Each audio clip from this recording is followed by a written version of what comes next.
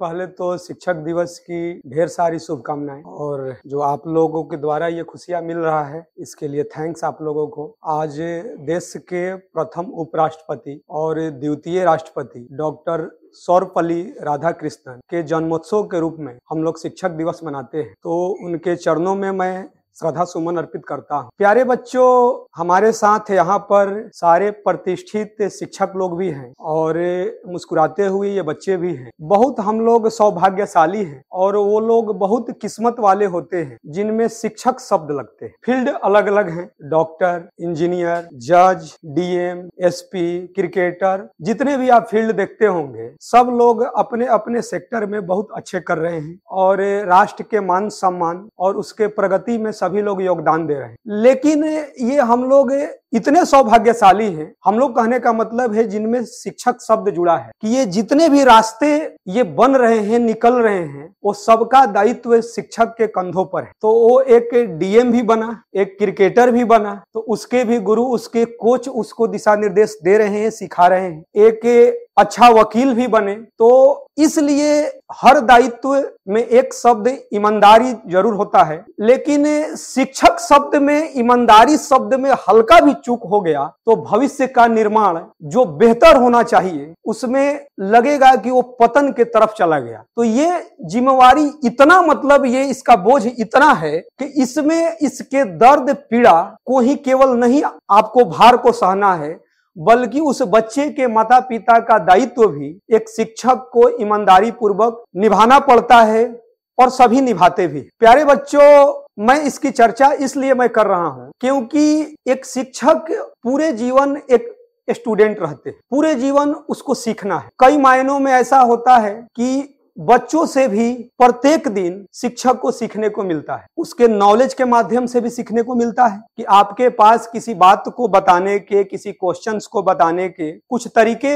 होते हैं, हो सकते हैं, लेकिन कुछ बच्चे उसको अलग तरीके से भी क्वेश्चन को सोल्व करते हैं। टीचर मुस्कुराते हैं कॉपी देखकर और फिर अगले बैच में उस बच्चे के मेथड का यूज भी कर लेते। तो ये जिम्मेवारी जो है हर सेक्टर की बात है कि आपको अपने कर्म के प्रति ईमानदार रहना जरूरी है। आज शिक्षक दिवस के उपलक्ष्य में एक बात की मैं चर्चा करना चाहूंगा। अभी कई जगहों पर पंजाब में आप बाढ़ त्रासदी को देख रहे हैं, सुन रहे हैं, जिसके चपेट में और अन्य जगहों पर भी 1000 गांव आ चुके हैं। क्यों इसकी मैं चर्चा कर रहा हूं? क्योंकि कोई भी मानवता हो या राष्ट्र की प्रगति हो या इंसानियत हो, हर कोई एक दूसरे के हाथ पकड़कर आगे बढ़ाने का प्रयास करेगा, तभी एक बेहतर समाज का निर्माण होता है। हम लोगों के पास जितनी शक्ति बुद्धि है, जिसमें मैं बच्चों से भी आग्रह कर रहा हूं, और जो हमारे बच्चे विदेश में भी हैं, देश में भी हैं, कुछ कॉलेज में हैं, कुछ जॉब कर रहे हैं, वो भी ये बात को सुनेंगे। और आप लोगों भी बच्चों से भी मैं ये आग्रह कर रहा हूं और अपने माता पिता के माध्यम से भी इसकी चर्चा कीजिएगा कि जिसको जिस माध्यम से मदद करना है वो खुलकर मदद करे। क्योंकि ये कहने में बहुत आसान लग रहा है। अब सोचिए कि उस बाढ़ में इंसान का तो सोचिए कि कितने, मतलब कि उनके दुख के पल उनके साथ गुजर रहे हैं, लेकिन पशु सोचिए कि बाढ़ में बह जा रहे हैं, गांव का गांव साफ हो गया। ये कल्पना कीजिए कि इस दर्द को, इस पीड़ा को समझिए कि किस पीड़ा से वो लोग गुजर रहे हैं। हम लोग जितना संभव हो पा रहा है, क्योंकि एक कहावत सत्य है कि एक छोटे छोटे मदद के जो रूप होते हैं वो कहीं ना कहीं बेहतर समाज और जन कल्याण में बहुत बड़ा योगदान देते हैं। तो जिस माध्यम से आप लोगों को लगेगा कि वहां तक आपके मदद पहुंचे, आपके पिताजी के, हम लोग भी करेंगे, सारे शिक्षक लोग भी, तो हम लोग खुलकर मदद करें। और आगे भविष्य में भी किसी भी रूप में आपको लगेगा कि कोई कष्ट में है, दुख में है, जरूरत उसको है, तो उसको मदद करना चाहिए। मैं आज एक जिक्र करना चाहूंगा कि कल शाम को छुट्टी हुआ सर, और मैं शाम को जा रहा था, तो एक छोटी बच्ची, सोचिए कि मतलब लगभग इतनी छोटी बच्ची हो, और ये आपको बैलून दिखाई दे रहे होंगे, वो अपना बेच रही होगी, कुछ कर रही होगी। इसमें 2 बच्चे को मैं 4 व्हीलर से जा रहा था, तो आप लोग खड़े हो सकते हैं, हम नाम बताने की जरूरत नहीं। 2 बच्चा कौन कौन था, बोतल से उसको पानी पिला रहे थे और इतनी छोटी बच्ची थी। रुक कर मैंने टी शर्ट देखा, मैंने ड्राइवर साहब से मैंने इसकी चर्चा की है। नेक काम के लिए आपके दिल सोच जो है बेहतर होने चाहिए, और सबसे बड़ी बात होती है कि आप का समर्पण भाव क्या है। होता है कि यार कोई पीड़ा में है, दर्द में है और आप इग्नोर करके निकल रहे हैं, और एक होता है कि उस दर्द को खुद फील किया। इनके लिए पहले ताली तो बजना चाहिए।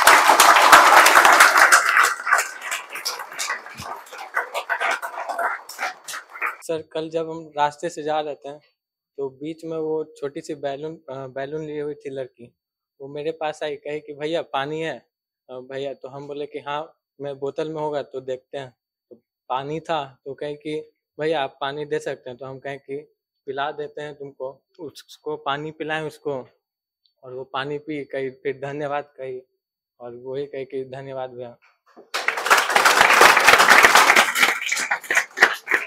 प्यारे बच्चों, आप यहाँ पर कुछ सपना लेकर आए हैं। कई को डॉक्टर बनना है, कई को इंजीनियर बनने हैं, और आपका सपना पूरा होगा, क्योंकि उस सपने के लिए आप लगे हैं। और जहाँ कड़ी मेहनत, ऊंची सोच और पक्का इरादा होता है, तो उस लक्ष्य को पाना बहुत आसान होता है। लेकिन क्या केवल आपका इंजीनियर, डॉक्टर बन जाना ही आपके एक बेहतर इंसान, बेहतर मानव जीवन का मूल पूंजी हो सकता है क्या? यदि आप जिस सेक्टर में हो, जिस फील्ड में हो, आपके काम और कर्म से समाज को क्या मिल रहा है, और कम से कम यदि संभव हो तो वैसा भी सोच होना चाहिए, क्योंकि जो इस पृथ्वी पर आया है उसको एक दिन जाना है। तो ये भी यदि सोच हो सकता है कि हमारे जाने के बाद भी हमारे द्वारा किए गए कामों का लाभ समाज को मिल रहा है, या मेरे दिखाए गए रास्ते और पद चिन्हों पर चलने का प्रयास आने वाली पीढ़ियां करेगी, तो वो क्या है? वो सिर्फ और सिर्फ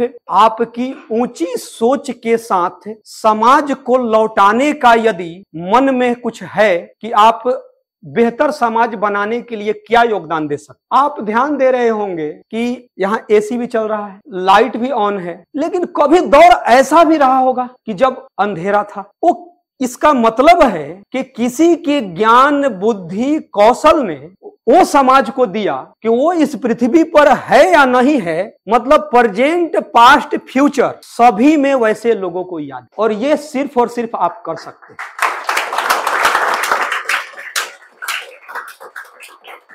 क्योंकि ये जेईई मेन का एग्जाम होगा, जेईई एडवांस का एग्जाम होगा, नीट का होगा, ये एक सिलेबस पढ़ रहे हैं, बस उस एग्जाम निकालने तक उसकी जरूरत है। उसके लिए आपको अपने मेहनत, और मेहनत में ईमानदारी शब्द हो तो रिजल्ट हो जाते हैं। लेकिन हर इंसान के सोच में तो जरूर होना चाहिए कि हमें समाज को कुछ लौटाना। जैसे मैं आज शिक्षक दिवस को अपने गुरुओं के प्रति आभार व्यक्त करता हूं, उन्हें नमन करता हूं, उन्हें प्रणाम करता हूं कि मुझे उस काबिल बनाए कि मैं भी हर घर तक शिक्षा रूपी दीपक को जलाने का प्रयास कर रहा हूं, और जीवन में प्रत्येक दिन कुछ नया सीख रहा हूं, जिसमें साथ रहने वाले शिक्षक गण हैं उनसे भी सीख रहा हूं, आप स्टूडेंट से भी सीख रहा हूं, क्योंकि सीखने की कोई उम्र नहीं होता है। आप अपने सब्जेक्ट के लिए सीख सकते हैं, आप समाज में बड़ों के द्वारा दिए हुए संस्कार के ज्ञान से भी सीख सकते हैं, और कभी कभी आपके जीवन में ठोकर भी आपको सिखाता है। प्यारे बच्चों,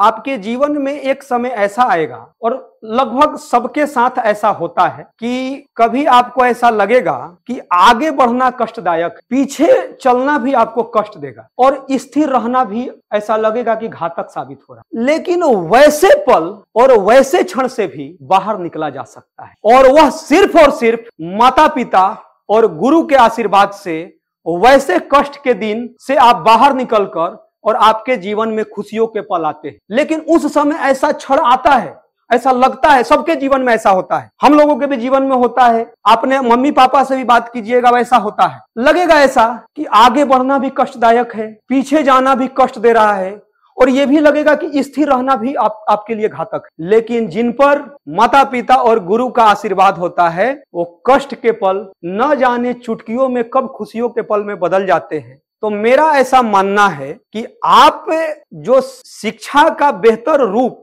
का सबसे बड़ा मंत्र होता है कि हर इंसान को यह मालूम है कि वह कितना सच्चा कितना झूठा है। उस इंसान को तो पक्का मालूम है। तो कहने का मेरा मतलब है कि आपका समाज में बनावटी चेहरे हो सकते हैं, लेकिन आपको तो मालूम है ना कि आप कितने सच्चे कितने झूठे। अभी कुछ दिन पहले प्यारे बच्चों, राष्ट्रपति महोदया से हमें मिलने का सौभाग्य मिला राष्ट्रपति भवन में। तो उन्होंने अपने भाषण में जिक्र किए कि कोई भी राष्ट्र की प्रगति के लिए वहां की सरकार केवल चिंतित ही नहीं रहती है, बल्कि उसकी प्रगति के लिए दिन दूना रात चौगुना उस पर काम होता है। लेकिन कोई देश समाज एक्सपोनेंशियल इंक्रीजिंग ऑर्डर में तभी ग्रोथ करता है जब वहां के संपन्न लोग, जरूरतमंद लोग, चाहे जिस रूप में उसको जरूरत हो, उसको हाथ पकड़कर, चाहे वो शिक्षा के रूप में हो, चाहे वो धन के रूप में हो, कम से कम एक बच्चा को गोद लेकर उसको शिक्षित करना हो।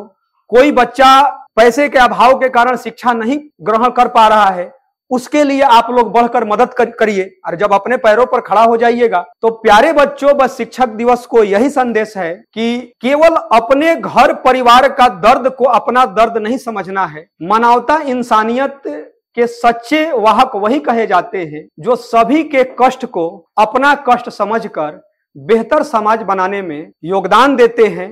और हमें आशा और पूर्ण विश्वास है कि आप सभी ऐसा करेंगे, और बहुत सारे हमारे बच्चे ये कर रहे हैं जो कि पहले से भी संपन्न हो चुके हैं। कई बच्चों के मैंने देखा इन 13-14 सालों में कि उनके घर नहीं थे, माता पिता किराए के मकान में रहते हैं, किसी के पिताजी सब्जी बेचते हैं, कि कोई मजदूर है, कोई गरीब किसान है, लेकिन शिक्षा रूपी दीपक से उसके जीवन में उजाला आया। वो IIT NIT कॉलेजों तक पहुंचे। आज केवल उनका अपना घर ही नहीं है, 4 व्हीलर भी है, उसके घर खुशियों के पल आए हैं, माता पिता के चेहरों पर एक मुस्कान है। और सबसे बड़ी बात है कि कई बच्चों को मैं देख रहा हूं कि वो बेहतर समाज निर्माण में अपना योगदान भी दे रहे हैं। तो उन बच्चों को सैल्यूट है। और बस मैं शिक्षकों के लिए भी एक संदेश जरूर दूंगा, क्योंकि उतनी तो मेरी बुद्धि क्षमता नहीं है, लेकिन एक बात जरूर मैं बोलूंगा कि यदि हर कोई अपना दायित्व और अपना कर्म ईमानदारी से पूरा करे तो भारत को विकसित राष्ट्र बनाने और विश्व गुरु का एक संदेश जो बार बार आता है, वो दिन बहुत जल्द आ जाएगा। क्योंकि शिक्षक ही एक ऐसे हैं जिनके कंधों पर भविष्य निर्माण का जिम्मेवारी होता है, दायित्व होता है। यदि समाज की उत्थान हो रहा है, प्रगति हो रहा है, तो उसमें सबसे टॉप पर भूमिका आता है शिक्षक का। तो इसीलिए है कि शिक्षक को अपना कर्म ईमानदारी से करना है, और भारत ही नहीं पूरे विश्व के सभी शिक्षक अपने कर्म को पूरे ईमानदारी से कर रहे हैं। उन सभी शिक्षकों को सैल्यूट है। जय हिंद, जय भारत।